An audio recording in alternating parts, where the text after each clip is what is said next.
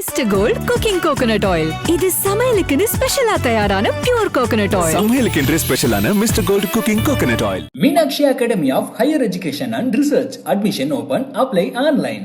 இப்போது புதிய அறிமுகம் ஆச்சி ஹோட்டல் சாம்பார் மற்றும் ஆச்சி இடிச்ச சாம்பார் 50 கிராம் ரூபாய் 20 மட்டுமே. ஆக்சுவலா என்னுடைய தாட்டை ஹவுஸ் ஹஸ்பண்ட் போறான்றதுக்கு இல்லை. நிறைய பேர் கமெண்ட்ஸ்ல கூட சொல்றாங்க வேலைக்கு போவோம், வீட்டுல இருக்கிற வேலைக்கு போவோம். எனக்கு எவ்வளவு வேலை தெரியுங்களா? மூணு கேன் தண்ணி பிடிக்கணும். வாஷிங் மிஷின்ல போட்ட துணியை காய் மொட்டை மாடல வச்சு தான். ஏன்னா எங்க மாமியாருக்கு மேலே ஏற முடியாது. நான் துணி காய போட்ட துணி வீட்டுல இருந்து போட்டோன்னு வச்சுக்கேன், என் ஒய்ஃப் மடின்னு மச்சு நான் பீரோல அரேஞ்ச் பண்ணணும். இதெல்லாம் டெய்லியா ரொட்டீனா நடக்கிற வேலை மேடம். மாமனார் வெல்ட்ரு ஃபர்ஸ்ட் அவர் ஒர்க்கிங் ட்ரெஸ் துவைக்க சொன்னாங்க. எனக்கு அதுதான் கஷ்டமாயிடுச்சு. அவர் துணி எடுத்து வாஷிங் மிஷின் போட சொல்றாரு, எனக்கு கஷ்டமாகுது அப்படின்னு. குழந்தை பிறந்த ஃபர்ஸ்ட் பர்த்டே அப்போ ஒய்ஃப் கிட்ட டிஸ்கஸ் பண்றோம். இது போல ஃபர்ஸ்ட் பர்த்டே ஒரு 4 days முன்னாடி நம்ம பண்ணலாம், நீங்க சொல்லுங்க அப்படின்னா. ஃபுட் டெக்கரேஷன்லாம் பண்ணிட்டு ஒரு 20 கிலோ சிக்கன் பிரியாணி செஞ்சுட்டு அம்மா அண்ணன் கூப்பிட்டு அழகா கேக் கட் பண்ணலாம் அப்படின்னு ஐடியா பண்ணி வச்சிருந்தேன். எல்லாத்துக்கும் சரி சரின்னு சொல்லிட்டா. ஆல்ரெடி 2 நாளைக்கு முன்னாடி பிளான் பண்ணிட்டோம். அவளே நம்ம கிட்ட காசு கொடுப்பா, நம்ம போயிட்டு எல்லாத்தையும் வாங்கி வந்து சொல்லி உட்காந்துக்கிறேன். எதுவும் வரல, எந்த ஒரு தகப்பும் எனக்கு வரக்கூடாது சூழ்நிலை. இதெல்லாம் மீறி தான் நான் போய் அந்த சேனல்ல பேசணும். நான் பெரிய பயமே என்னை 4 நாள் விட்டுட்டு போயிட்டா என் பொண்டாட்டி. அவ மனசுல என்ன ஸ்க்ரூ பண்ணாலும் தெரியல. நான் காலைல வந்ததுக்கு அப்புறம் திருப்பி வந்தா. இப்போ என் ஒய்ஃப் மட்டும் இல்லை, என் குழந்தையா இருக்கிறா. என் குழந்தை என் கூட பத்தினே இருப்பா. நான் நைட்ல சில டைம்ல பாத்ரூம் போகும்போது நான் வரும்போது என் குழந்தை அப்படியே கை கால் இப்படி வரும். வெளியில இருக்கிறவங்க பார்ப்பாங்க, தெருவில் நடக்கும்போது அவங்க ஒரு டாக் வந்துடும். இதெல்லாம் மதன்ராஜ் அவர் எப்படி சமாளிக்கிறார் சார்? இதை நான் யோசிச்சுன்னு வச்சுங்களேன். நான் சொன்னேன் பார்த்தீங்களா, என் குழந்தையோட அரவணைப்பு எனக்கு கிடைக்காம போயிடும் சார். கமெண்ட்ஸ்ல ஈஸியாக எழுதிடுவாங்க, என் வேலைக்கு போவாத வேணும்.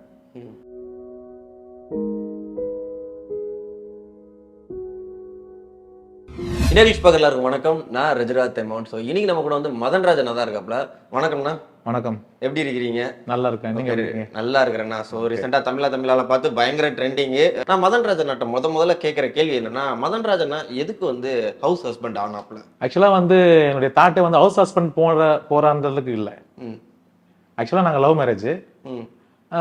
அந்த லவ் பண்ணும்போது லவ்வர்ஸ்க்கு வர பிரச்சனைலாம் மீறி நாங்கள் கல்யாணம் பண்ணிக்கிட்டோம். எங்க மாமியார் எதுதான் கல்யாணம் பண்ணோம். பண்ணும்போது நான் ஒரு பெரிய நிறுவனத்தில் ஒர்க் பண்ணியிருந்தேன், கான்ட்ராக்டரா. ஆக்சுவலாக பில்டிங் கான்ட்ராக்டர் மாதிரி கம்பெனி அப்ரூவ்ட் பண்ணுற மாதிரி எனக்கு கொடுத்தாங்க. எல்லாம் அதாவது ஒரு பெரிய ஃபேக்ட்ரியில் ஒரு வாட்டர் கம்பெனி, அந்த பெரிய ஃபேக்ட்ரியில் எல்லா வேலையும் நான் செய்வேன். அப்போது எனக்கு மந்த்லி நல்ல இன்கம் சார். நல்ல இன்கம். எவ்வளோ ஒரு 1,05,000 1.5 lakhs. ஒரு மந்த் வருஷம் 10 lakhsலாம் நான் சம்பாதிச்சிருக்கேன் 1 monthக்கு. ஆமா. நிறைய பேர் கமெண்ட்ஸ்ல கூட சொல்றாங்க வேலைக்கு போவோம், வீட்டுல இருக்கிற வேலைக்கு போவோம். எனக்கு எவ்வளவு வேலை தெரியுங்களா? நான் ஆக்சுவலா கிம்னஸ்டிக்காக ட்ரையே பண்ணேன். கல்யாணம் பண்ணும்போது பிரச்சனையோட தான் கல்யாணம் பண்ணுவோம் தெரியுங்களா? கலவு மருந்தாலே பிரச்சனை. அதுக்கப்புறம் பிரச்சனை முடிஞ்சிச்சு. மாமியார் வீட்டு பிரச்சனை முடிஞ்சிச்சு, லீகல் பிரச்சனை முடிஞ்சிச்சு. இந்த நல்ல பாத்தீங்கன்னா கம்பெனி சீல் வச்சாங்க. அதுக்கப்புறம் அடுத்த வேலைக்கு நான் போக வேண்டிய சூழ்நிலையில என் மனைவி மாசம் ஆனாங்க. மாசம் ஆகும்போது பார்த்தீங்கன்னா ஃபர்ஸ்ட் குழந்தை 6 monthsல அபார்ஷன். அதுக்கப்புறம் ஒரு 1 year கேப் விட்டு 2வது பேபி, அதுவும் 6 monthsல அபார்ஷன் ஆயிடுச்சு. ரொம்ப மனசு வேதனை ஆயிடுச்சு எங்களுக்கு. ஏன் இந்த மாதிரி ஆகுது அப்படின்னு சொல்லிட்டு ஃபுல் அண்ட் ஃபுல் கவர்மெண்ட் ஹாஸ்பிட்டல்லையே ஃபுல்லாக பாடி செக் பண்ணி என்ன ரீசன் இதுக்கு அப்படின்னு சொல்லும் போது பார்த்தீங்கன்னாக்கா, இந்த மாதிரி இவங்களுக்கு உடம்புல ஒரு குழந்தை கருவ சமூகத்துக்கு சக்தி இல்லை, வயிற்று ரொம்ப கம்மியாக இருக்கிறாங்க. அது இல்லாமல் கர்ப்பப்பை வாசல்னு ஒன்று இருக்குது, அது நம்மளுக்கு தெரியாது. அது ரொம்ப வீக்காக இருக்குது, குழந்தையோட வயிற்றை அந்த கர்ப்பப்பை வாசல் தான் தாங்கி குடிக்கணும் அப்படின்னு சொன்னாங்க. சரி, அதுக்கு என்ன சொல்யூஷன் பண்ணலான்னா, 52 கிலோ 53 கிலோ வரணும் அப்படின்னு சொன்னாங்க. உடனே நாங்கள் என்ன பண்ணோம், அதுக்கு பிளான் பண்ணி அவளை அந்த வயிற்றுக்கு ஏற்ற மாதிரி நல்ல நியூட்ரிஷன் ஃபுட்லாம் கொடுத்து அவளை ஒரு குழந்தை மாதிரி பார்த்து அந்த வயிற்றுக்கு ஏற்ற மாதிரி கொண்டு வந்ததுக்கு அப்புறம் திருப்பி செக்கப் போகிறோம். செக்கப் போகும்போது அதே தான் சொன்னாங்க, வயிற்று வந்துச்சு, குழந்தை எல்லாமே பிரச்சனை இல்லை, ஆனால் கர்ப்பப்பை வாசல் வீக்காக இருக்குது, அதுக்கு என்ன பண்ணலான்னு சொல்லும் போது கர்ப்பப்பை வாசலில் ஒரு தையல் ஒன்று போடணும், தையல் போட்டால் தான் குழந்தை நிற்கும் அப்படின்னு சொன்னாங்க. சரி, ஓகே அப்படின்னு சொல்லிட்டு அதுக்கப்புறம் 3rd பேபிக்கு நாங்கள் பிளான் பண்ணி மாதமாயிட்டு, இதுக்கப்புறம் என்ன மாதத்தில் அந்த தையல் போடணும் அப்படின்னு சொல்லி 4th monthலேருந்து 6 monthக்குள்ளே போடணும் அப்படின்னு சொல்லி சொன்னாங்க. அதுவும் கரெக்டாக பண்ணி பேபி பிறகு கூட இருந்து கேர் பண்ணி, அப்போ கொஞ்சம் பணம் சேவிங்ஸ் இருந்தது. அந்த சேவிங்ஸை வச்சு நான் எல்லாமே பண்ணேன். மேக்ஸிமம் எல்லாமே கவர்மெண்ட் ஹாஸ்பிட்டல் தான். எனக்கு கவர்மெண்ட் ஹாஸ்பிட்டல் ரொம்ப பிடிக்கும், அதனால கவர்மெண்ட் ஹாஸ்பிட்டல் தான். பேபி பத்தாச்சு. பத்ததுக்கப்புறம் கேர் பண்ணோம். எப்படி அந்த குழந்தைய பார்த்துக்குது இது இருக்கே அந்த அந்த எக்ஸ்பீரியன்ஸ் யாருக்கும் இருக்காது. கூட்டு குடும்பத்தில் இருக்கும்போது அம்மா பார்ப்பாங்க, கூட பிறந்த அக்காலாம் பார்ப்பாங்க. எனக்கு அந்த மாதிரி இல்லை. நாங்கள் எல்லாமே ஒன்றா ஒரே காம்பவுண்டில் தான் இருக்கோம். ஆனால் தம்பிங்கெல்லாம் ஒரே காம்பவுண்ட். அவங்களும் வந்து வெல் செட்டில்டு, அவங்களும் பிஸி மேன். எனக்கு பார்த்தீங்கன்னா 2 அண்ணா ஒரு அக்கா. அக்கா வந்து ஒரு பெரிய ஸ்கூலில் டீச்சராக இருக்காங்க. டீச்சராக இருக்கும்போது உங்களுக்கே தெரியும் அவங்க எவ்வளோ ஷெட்யூல்னு. காலையில் 8 மணிக்கெலாம் ஸ்கூலுக்கு போயிடுவாங்க. அதுக்கப்புறம் ஆன்லைன் கிளாஸ், ஈவினிங் வந்து ஆன்லைன் கிளாஸ் இருக்கும். அக்கா கிட்ட பேசுறதுக்கே எனக்கு டைம் பத்தாது. பேசுறதுக்கு அந்த டைம் இருக்காது, அவங்களுக்கு இருக்காது, எனக்கு இருக்கும். அது போல் 2வது அண்ணன் வந்து பெரிய அட்வொகேட்டு. அவர்கிட்ட ஒரு 4 ஜூனியர் கிட்ட 2 ஆஃபீஸ் வச்சிருக்காப்புல. அவருக்கும் பிஸி. சரி, இந்த டைமில் வந்து அம்மா பார்த்தீங்கன்னா எங்கள் அம்மா பார்த்தீங்கன்னா ரொம்ப குண்டா இருப்பாங்க. அவங்க பெட்லேருந்து எழுந்து கீழே வந்து பாத்ரூம் போகிறதுக்கு ரொம்ப கஷ்டப்படுவாங்க. அவங்கக்கிட்ட வந்து நம்ம ஐடியா தான் கேட்க முடியும். அம்மா இது போல் வந்து குழந்தை இப்படி குளிக்க வைக்கிறது, இந்த வசம்பெல்லாம் சொல்லுவாங்க பார்த்தீங்கன்னா, அதெல்லாம் எப்படி கொடுக்குறது கேட்டு வந்து செய்வோம். இது வந்து ஒரு மாதிரி இருந்தது எனக்கு. ஒரு மாதிரின்னா நம்ம கேட்குறோம் வந்து செய்கிறோம் கரெக்டாக செய்கிறோமா, இப்படி குளிப்பாட்டுப்பா காலை இப்படி வச்சுக்கணும் இப்படி குளிப்பாட்டுன்னு சொல்லுவாங்க. அது நம்ம கரெக்டாக செய்கிறோமான்ற ஒரு டவுட் வந்துனே இருக்கும். ஒரு டைமில் வந்து குழந்தைக்கு ரொம்ப கஃப் ஆயிடுச்சு. அதுக்கப்புறம் பக்கத்தில் இருக்கிற ஹாஸ்பிட்டலில் போட்டு போயிட்டு பார்க்கும்போது புகை மாதிரி வச்சாங்க. அப்போ ரொம்ப பயந்துட்டேன். அதுக்கப்புறம் தான் நம்ம பண்ணுறது, அப்போ தான் சின்ன ஐடியா சொல்கிறான் எங்கள் ஒய்ஃப். சரி நம்ம வீட்டில் போகலாம், அம்மா நம்மளை பார்த்துக்குவாங்க அப்படின்ற மாதிரி சொல்லும் போது எனக்கு இது முன்னாடி கரெக்டுன்ற மாதிரி தோணுச்சு. அப்போ போகிறாங்க. அப்படி போனது தான் அங்கே. ஓகே. வீட்டோட மாப்பிள்ளையாக பிளான் பண்ணி போல. ஆக்சுவலாக அங்கே போனதுனால நான் வீட்டோட மாப்பிள்ளையாக மாற வேண்டிய சூழ்நிலை எனக்கு அங்கே தள்ளப்பட்டுச்சு. அங்கே ஃபஸ்ட்டு உங்களை எப்படி ட்ரீட் பண்ணாங்க, போக எப்படி ட்ரீட்டு மாறுனுச்சு? அப்போ ஆரம்பத்தில் வந்து எதுனாலும் என்னோட ஒய்ஃபோட மூலமாக தான் கிட்ட பேசுவாங்க. அது அப்படியே கொஞ்சம் கொஞ்சமாக மாறி கரெக்டாக 1 வருஷம் ஆனதுக்கப்புறம் நம்மளா போய் ஒரு வீட்டில் சும்மா இருக்கலாமா, சில வேலைகள் வந்து நம்ம பார்த்தா தான் இங்கே நம்மளுக்கு மரியாதை கிடைக்குன்ற மாதிரி நம்ம போய் ஒரு சில வேலைகளை பார்க்குறோம். ஒய்ஃபுக்காக பார்க்குறோன்னு வச்சுங்களேன். அவளால் முடியாது. ஃபஸ்ட்டு அவளோட ட்ரெஸ் எடுத்து போய் வாஷிங் மிஷினில் போடுறோம். அடுத்தது என் ட்ரெஸ்ஸை போடுறோம். இது வந்து ஆரம்பத்தில் அப்படியே நடக்குது. அதுக்கப்புறம் என் ஒய்ஃப் சொல்கிறான், சரி ஒரே கரண்ட் பில்லு தானே, மாமா தான் அம்மா தான் அப்படி சேர்த்து இது பண்ணுறாங்க போது எனக்கு அது வந்து எங்கள் ஒய்ஃப் சொல்லும்போது பெரிய விஷயமா தெரில. ஆரம்பத்தில் வாஷிங் மிஷினில் போடுறோம். குழந்தை துணி வந்து நான் கையில் தான் துவைப்பேன், வாஷிங் மிஷினில் போட மாட்டேன். கேராக துவைக்கணும், அதை கொஞ்சம் ஹாயின் பண்ணி ஹீட் பண்ணி அதில் ஃபங்கஸ்லாம் பார்த்துக்கணும், அதை நான் தனியாக பண்ணுவேன். அது என்னோட குழந்தை. இது வந்து என்னோட ஒய்ஃப், இது என்னது. அதுக்கப்புறம் போக பார்க்கும்போது மாமனார் வெல்ட்ரு, அவர் ஒர்க்கிங் ட்ரெஸ்ஸு ஃபஸ்ட்டு அவர் ஒர்க்கிங் ட்ரெஸ்ஸை துவைக்க சொன்னாங்க. எனக்கு அதுதான் கஷ்டமாயிடுச்சு. ஏன்னா இவங்க நல்லா தான் இருக்கிறாங்க. மாடிப்படி ஏறும்போது கொஞ்சம் கஷ்டப்படுவாங்கன்னு வச்சுங்களேன். வாஷிங் மிஷினில் போடும்போது கஷ்டம், அந்தளவுக்கு கஷ்டம் இல்லையே. நான் போட்டுட்டு வந்தது என்னம்மா அவங்க அம்மா வந்து என்ன இது போல் வந்து அவர் துணி எடுத்து வாஷிங் மிஷினில் போட சொல்கிறாரு, எனக்கு கஷ்டமாகுது அப்படின்னு. அதெல்லாம் அவங்க அப்பா தானே, அவளுக்கு தெரில. சின்ன பொண்ணு மெச்சூரிட்டி அந்தளவுக்கு கம்மி தான், தெரில. அவளுக்கு சாதாரணமாக தெரிஞ்சுது. சரி பரவாயில்ல, சரி செய்யலாம் அப்படின்னு சொல்லும்போது செய்கிறேன். இந்த மாதிரி கொஞ்சம் கொஞ்சமாக தான் வந்து அங்கே எனக்கு மரியாதை குறைய ஆரம்பிக்குது. ஆக்சுவலி வந்து அவங்க நம்மளே தான் ஃபோக்கஸ் பண்ணுறாங்க. ஐ மீன் என்ன சொல்கிறேன்னா, என்னை மட்டும் தான், எங்கள் மாமியாரை மட்டும் தான் நான் பார்த்தோணுன்ற மாதிரி அவங்க நினச்சிட்டாங்கன்னு நினைக்கிறேன். புரியுது. இப்போ நான் பொதுவாக எங்கள் ஒய்ஃபுக்கும் நான் பார்க்கணும். அவளுக்கு ஆப்ரேஷனு, திடீர்னு வந்து தண்ணி வடியும். வீக்லி 2 முறை ஹாஸ்பிட்டல் கொண்டு போய் ஆகணும். ஹாஸ்பிட்டல் என்ன சொன்னாங்கன்னா 1 வருஷம் வந்து கியூர் ஆகிறதுக்கு 1 வருஷம் ஆகும் சொன்னாங்க. எனக்கு என்னாச்சா 1 வருஷம் ஆயிடுச்சு. அதுக்கு மிஞ்சியும் வந்து அவளுக்கு ஒரு பக்கம் அப்படியே ஒரு மாதிரி தண்ணி வடி வருது. அவளை குளிக்க வைக்கணும். எவ்வளோ கஷ்டம் தெரியுங்களா? அதில் ஆயில் போடணும், தண்ணி படாமல் இருக்கிறதுக்கு அந்த வயிற்று அறுத்துருப்பாங்கல்ல, அந்த இடத்துல தண்ணி படாமல் இருக்கிறதுக்கு ஆயில் தேங்காய் எண்ணெய் போட்டு டேப் போட்டி அந்த இடத்துல தண்ணி படாமல் அளவுக்கு இன்னும் பக்கமாக குளி வைக்கணும். அதான் தண்ணி போச்சு இவ்வளோ சீர் வச்சுன்னா கஷ்டம்னுவாங்க டாக்டர் சொல்லிடுறேன். அந்த அளவுக்கு கேராக பார்த்துக்கணும். அப்படி இருக்கும்போது நான் சொல்கிறேன், ஒரு முறை உன்னை பார்த்துக்கிறதுக்கு அவ்வளோ கஷ்டப்படுறேம்மா நான். இவங்க நடனா என்ன ரேஷன் கடைக்கு அனுப்புகிறான்றாங்க. அங்கே போய் ரேஷன் கடையில் போனாக்கா அவ்வளோ பேர் கியூ நிற்குது. என் ஒய்ஃப் வந்து ஃபஸ்ட்டு நான் ப்ரப்போஸ் பண்ணும்போது அவர் திருப்பி எனக்கு ரிப்ளை கொடுக்கும்போது பட்ட சந்தோஷத்தை விட 10,000 மடங்கு பெருசு என் குழந்தை பிறந்த ஃபஸ்ட்டு பர்த்டே. அவளுக்கு 1 வயசு ஆகுது. இந்த உலகத்தில் அவளை கொண்டு வந்து 1 வருஷம் ஆக போகுது. அப்போ நான் என்னெல்லாம் நினைப்பேன். அப்போது ஒய்ஃப்கிட்ட டிஸ்கஸ் பண்ணுறோம், இது போல் வந்து ஃபஸ்ட்டு பர்த்டே ஒரு 4 டேஸ்க்கு முன்னாடி என்னம்மா பண்ணலாம் நீங்கள் சொல்லுங்கள் அப்படின்னா. பூ டெக்கரேஷன்லாம் பண்ணிவிட்டு ஒரு 20 கிலோ சிக்கன் பிரியாணி செஞ்சுட்டு எங்கள் வீட்டில் அப்பா அம்மா, எங்கள் அப்பா இல்லை இறந்துட்டாரு, அம்மா அண்ணன்லாம் கூப்பிட்டு, உங்கள் சைடு யாரோடய கூப்பிட்டு, பக்கத்துலலாம் கூப்பிட்டு அழகாக ஒரு கேக் கட் பண்ணலாம் அப்படின்னு ஐடியா பண்ணி வச்சிருந்தேன். எல்லாத்துக்கும் சரி சரின்னு சொல்லிட்டா. 2 நாளைக்கு முன்னாடி பிளான் பண்ணி முடிச்சாச்சு, ஓகே சொல்லியாச்சு. இன்னைக்கு நைட்டு வந்து எக்ஸைட்டிங்காக உட்காந்துக்கிறேன். ஏன்னா நம்ம வீட்டில் இருக்கிறோம். எனக்கு ஒரு பெரிய மன கஷ்டமே, கிட்டத்தட்ட எல்லா வேலையும் தெரிஞ்சிருந்தும் வெளியே போய் சம்பாதிக்க முடியாத சூழ்நிலை எனக்கு இங்கே இருக்குது. நான் வீட்டோட மாப்பிள்ள வந்து வீட்டில் உட்காந்துன்னு சாப்பிடணும்னு எனக்கு ஆசை இல்லை. நான் வெளியே போனால் நிறைய சம்பாதிப்பேன். ஆனால் என் ஒய்ஃப் மூலமாக என்னால் சம்பாதிக்க விடலை போக முடியாத சூழ்நிலை.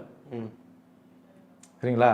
அப்போது காசு கொடுமா போய் இந்த செலவெல்லாம் வாங்கி வரதுக்கு கேட்கறதுக்கு எனக்கு ஒரு கூச்சம்.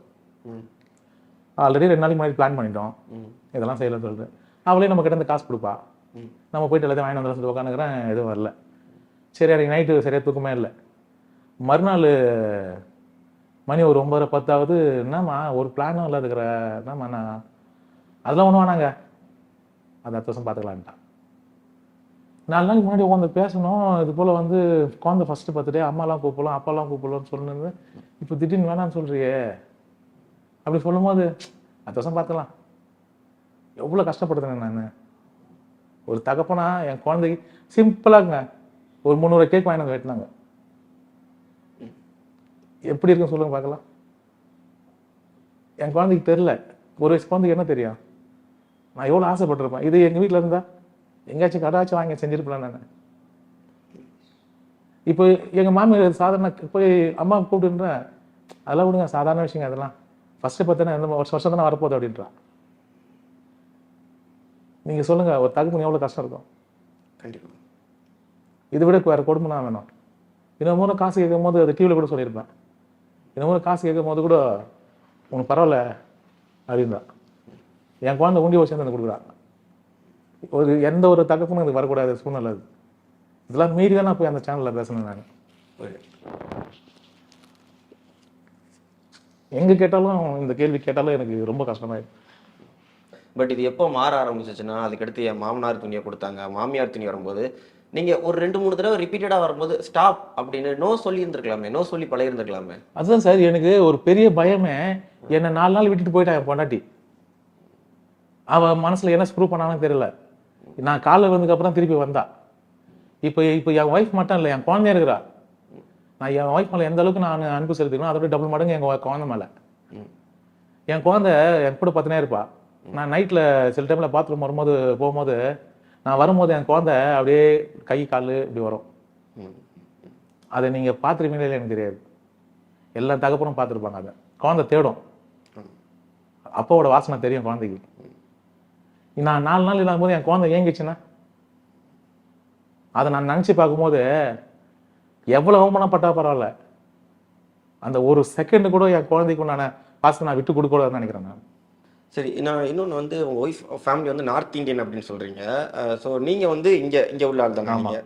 அப்படிங்கும்போது அந்த லவ் மேரேஜ் சைடு உங்களை இவ்வளோ டாமினேட் பண்ணுறதுக்கு காரணம் வந்து மேபி அந்த நார்த் இந்தியன் அப்புறம் தமிழ்நாடு அந்த, ஏன்னா அவங்க அந்த சைடு கேஸ்ட் ஓரியன்டாக நிறையா பார்ப்பாங்கன்னு நான் கேள்வி. ஏன்னா எனக்கும் நிறைய நார்த் இந்தியன் ஃபேமிலிஸ்லாம் தெரியும், அதனால சொல்கிறேன். ஸோ அந்த மாதிரி ஏதாச்சும் டாமினேட் பண்ணுறாங்களா? இதுக்கு சாரி சார், இது இந்த மாதிரி ஒரு செகண்ட் கூட அந்த கேஸ்ட் வச்சு நம்மளை வந்து அவங்க ஒதுக்கலை. அது எனக்கு கிளீனாக தெரியுது. இருந்தாலும் இருக்கலாம்ன்ற மாதிரியும் தோணுது. ஹவுஸ் ஹஸ்பண்ட் அப்படின்னு சொல்லும்போது அங்கே ஒரு ஆதங்கம் தெரிவிச்சிங்க, எனக்கு இந்த மாதிரி கொடுமைகள்லாம் நடக்கு. என் மாமியார் வந்து அவங்க ட்ரெஸ்ஸை துவைக்க சொல்கிறாங்க, இன்னொன்று நாய்க்கு சாப்பாடு வைக்கும்போது கூட என் பேரை சொல்லி சொல்கிற மாதிரி இருக்குது, எனக்கு ரொம்ப மனசு கஷ்டமாக இருக்குங்கும்போது அந்த வீடியோ நிறைய பேருக்கு ஒரு பாதிப்பு ஏற்படுத்தினாலும் சிலர் கீழே சில பெண்கள் கீழே என்ன கமெண்ட் பண்ணியிருந்தாங்கன்னா, நாங்கள் ஹவுஸ் ஒய்ஃப் தான், எங்களுக்கு இதுக்கு அடிக்கடி நடந்துக்கிட்டு தான் இருக்குது. ஆனால் ஒரு பையன் சொல்லும் போது மட்டும் நீங்கள்லாம் ஆதங்கம் தெரிவிக்கீங்க, ஏன் பையன் அப்போ செய்யக்கூடாதா? பொண்ணுங்க அப்போ நாங்கள் இது தானே செஞ்சுக்கிட்டு இருக்கிறோம், நாங்கள் கல்யாணம் முடிச்சுட்டு மாமனார் மாமியார் வீட்டில் தான் போய் நிற்கிறோம், அவங்க எங்களை கொடுமைப்படுத்துறாங்க, ஆனால் நாங்கள் பேசும்போது உங்களுக்கு சிரிப்பாக இருக்குது, அவங்க பேசினா உங்களுக்கு வருத்தமாக இருக்குது, இதுவுமே ஒரு அடிமைத்தனம் தானே அப்படிங்கிற மாதிரி பேசுகிறாங்க. நீங்கள் என்ன சொல்கிறீங்க? அடிமைத்தனம்ன்றது ஒன்று கிடையாது சார். இப்போது ஈக்குவாலிட்டின்னு சொல்கிறாங்க, ஆண் பெண் ஈக்குவாலிட்டி, ஆண் பெண்ணை அடிமைப்படுத்தி வச்சுக்கிறாங்க. இதெல்லாம் வந்து ஆக்சுவலாக எனக்கு உடன்பாடே இல்லை. ஏன்னா இப்போ ஒரு ஆண் ஒரு பெண், ஆண் சமைக்கக்கூடாதா பெண் தான் சமைக்கணுமா, இந்த ஒரு கேள்விக்கு பதில் என்னன்னா, இப்போ என்னோட ஒய்ஃபு நான் சமைக்கிறேன். இப்போ என் ஒய்ஃப் சம்மந்தப்பட்ட ஒரு முக்கியமான ஒருத்தர் வர்றாரு, அவருக்கும் எனக்கு ரொம்ப சம்மந்தப்பட்டாருன்னு வச்சுங்களேன். அவருக்கு ஒரு உணவு கொடுக்கும்போது ஒய்ஃப் சமைச்சா அவருக்கு ரொம்ப டேஸ்டாக இருக்குமா, இல்லை வந்து நான் சமைச்சா ரொம்ப டேஸ்டாக இருக்குமா? யார் டேஸ்ட்டாக சமைக்கிறாங்களோ அது டேஸ்ட்டாக இருக்கும் போது ஒரு மென் சமைக்கிறதுக்கும் ஒரு விமன் சமைக்கிறதுக்கும் நிறைய டிஃப்ரெண்ட் இருக்குது சார். எப்படின்னா அந்த அந்த சமைக்கும் போது அந்த எப்படி சொல்றது அந்த பாசம் அந்த பரிவு நான் இப்படிதான் நினைச்சுக்கிறேன். எங்க அம்மா போடும்போது சார் கஞ்சியம் ஊறுகாய் மிளகா கொடுக்கும்போது அதுல சுவையோட உட்காந்து சாப்பிடுப்பான்னு சொல்லுவாங்க பாத்தீங்களா, அது சார் நிறைய அது பெண்கள் கிட்ட இருக்குது, ஆண்கள் கிட்ட இருக்குதா இல்லையா எனக்கு தெரியல. அது ஆண்கள் சொன்னா அது வராது சார். இன்னொரு டாக் ஒன்று இருக்கு நம்ம ஊர்ல, என்னப்பா இது வேலைக்கு போகாம வீட்டிலே இருக்கிறான், அப்போ வந்து சொகுசு காமிச்சிட்டான், இவன் வந்து சொகுசு பார்த்துட்டான், இல்லை இவன் வேலைக்கு போக மாட்டான், ஒரு பொம்பளை சம்பாத்தியத்துல இருக்கான், இவெல்லாம் என்னப்பா அப்படின்னு ஒரு டாக் வந்து வெளியில இருக்கிறவங்க பார்ப்பாங்க, தெருவில் நடக்கும்போது அவங்க ஒரு டாக் வந்துடும். இதெல்லாம் மதன்ராஜ் அவர் எப்படி சமாளிக்கிறார் சார்? இதை நான் யோசிச்சுன்னு வச்சுங்களேன், நான் சொன்னேன் பார்த்தீங்களா, என் குழந்தையோட அரவணைப்பு எனக்கு கிடைக்காம போயிடும் சார். மாமியார் வீட்டுல இருந்து சொகுசா சாப்பிட அந்த சாப்பாடு சாப்பிடணுமா சார், எவ்வளோ கேவலப்பட்டுன்னு கமெண்ட்ஸ்ல ஈஸியாக எழுதிடுவாங்க, என் வேலைக்கு போகாத வேணும். எனக்கு இத்தனை வேலை தெரிஞ்சு நான் வீட்டை விட்டு வேலைக்கு போக முடியலையேன்ற எவ்வளோ வருத்தப்பட்டிருப்பேன், நான் எவ்வளோ ஃபீல் பண்ணியிருப்பேன். இதை வெளியே வந்து என்னுடைய கதையை நான் சொல்லும் போது எத்தனையோ வீட்டில் ஹவுஸ் ஹஸ்பண்ட் வந்து சொல்ல முடியாத சூழ்நிலை இருப்பாங்க. இப்போ நான் சொன்னதை வச்சு அவங்களுக்கு ஒரு தைரியம் கிடைச்சிருக்கு. எத்தனையோ பெண்கள் இப்படி தான் இருக்கிறாங்க, நான் சொன்னதை வச்சு அவங்களுக்கு ஒரு தைரியம் கிடைக்கும். இப்போ வெளியே வந்து சொல்லணும்னா கூட அட்லீஸ்ட் அவங்க ஹஸ்பண்ட் கிட்ட அவங்க சொல்லுவாங்க, நான் என் ஒய்ஃபை சொன்ன மாதிரி. அந்த ஹஸ்பண்டு அவங்க ஒய்ஃப் கிட்ட பேசுவார், நான் என் ஒய்ஃப் கிட்ட பேசுன மாதிரி. இது வந்து வெளியில நடக்கிறதுக்காக தான் நான் ஓப்பன் டாக்ல பேசினது. ஸோ தமிழாக்கு வந்ததுக்கு அப்புறம் உங்களோட ஆதங்கத்தை தெரிவிச்சதுக்கு அப்புறமா வீட்டுக்கு போயிருந்திருப்பீங்க, அதுக்கடுத்து நிறைய இடத்துல நீங்க பேசியிருக்கீங்க. பேசினதுக்கு அப்புறம் வீட்டுக்கு போனதுக்கு அப்புறம் இப்போ உங்க மாமியார் உங்களை எப்படி பாக்குறாங்க, எப்படி ட்ரீட் பண்றாங்க? ஒன்றும் பிரச்சனை இல்லை சார். அது வந்து அவங்களுக்கு வந்து ரொம்ப ஹாப்பி தான். என்னை பத்தி தவறா பேசிட்டு எப்படி ஹாப்பியா இருப்பாங்கன்னு நீங்க கேட்கலாம். ஆனா என் மருமக புள்ள தெவில வந்துட்டாரு, அவர் உடம்புல இவ்வளவு கஷ்டம் இருந்தாலும் இப்ப எனக்கு புரியுது, அவர் இவ்வளவு கஷ்டம் அனுபவிச்சிருந்தது எனக்கு புரியுது, இனிமேல் என் மருமகன் நான் எதுவும் சொல்ல மாட்டேன்ற மாதிரி எங்க மாமியார்கிட்ட ஒரு நியூஸ் வந்தது. அது இல்லாம வந்து எங்க ஒய்ஃப் ரொம்ப சந்தோஷப்பட்டாங்க. என்ன சந்தோஷப்பட்டாங்கன்னா, என் வீட்டுக்காரோட மனசுல எல்லா ஆதங்கத்தையும் வெளியே கொட்டிட்டாரு. நான் டிவி மூலமா அதை பார்க்கும்போது என் வீட்டுக்காரருக்கு இன்னும் கூட நான் அன்பு செலுத்துவேன், அவர் இன்னும் வந்து கண்காணாம பாத்துக்குவேன், என்னால ஒரு சொல்லு கூட அவருக்கு இனிமேட்டு சொல்லாத அளவுக்கு நான் பாத்துக்குவேன், தவறான சொல்லாத பாத்துக்குவேன், என்னை திட்டினா கூட நான் அன்பை தான் பார்த்துப்பேன்ற மாதிரி. நான் சொல்லாம அந்த வார்த்தையை ஜீ தமிழுக்கு ஒரு நன்றி சொல்றீங்களா? சொல்லாமா? சொல்லிக்கலாம். இந்த ஜீ தமிழ் சேனலுக்கு ரொம்ப நான் என் குடும்பத்தோட ரொம்ப நன்றி தெரிவிச்சேன் சார். எங்க இந்த டிவி வழியா என் வேலையை என்னை ரொம்ப புரிஞ்சுக்கின்னு எனக்கு நாங்கள் ரொம்ப சந்தோஷமா இருந்தோம். சேனலுக்கு ரொம்ப நன்றி சார். நன்றி. கண்டிப்பா கண்டிப்பா மதன்ராஜ் அவர்களே, இனிமேல் உங்களுக்கு எல்லாமே வந்து ரொம்ப சந்தோஷமான முறையிலையும் ஹாப்பியான முறையிலையும் நடக்க இந்தியா கிளிக்ஸ் சார்பாகவும் பெரிய வாழ்த்துக்கள். இனிமேல் மதன்ராஜ் அவர்கள் ரொம்ப ஹாப்பியா ஃபேமிலியோட ரொம்ப லவபுல்லா தான் இருக்க போறாப்ல. ஓகேங்களா? எங்களுக்காக நேரம் ஒதுக்கி இன்டர்வியூ கொடுத்ததுக்கு thank you so much Madanraj. Thank you. Mister Gold cooking coconut oil, இது சமையலுக்குன்னு ஸ்பெஷலா தயாரான பியூர் கோகனட் ஆயில். சமையலுக்கு ஸ்பெஷலான Mister Gold cooking coconut oil. Meenakshi Academy of Higher Education and Research. Admission open. Apply online. இப்போது புதிய அறிமுகம் ஆச்சி ஹோட்டல் சாம்பார் மற்றும் ஆச்சி இடிச்ச சாம்பார் 50 கிராம் ரூபாய் 20 மட்டுமே.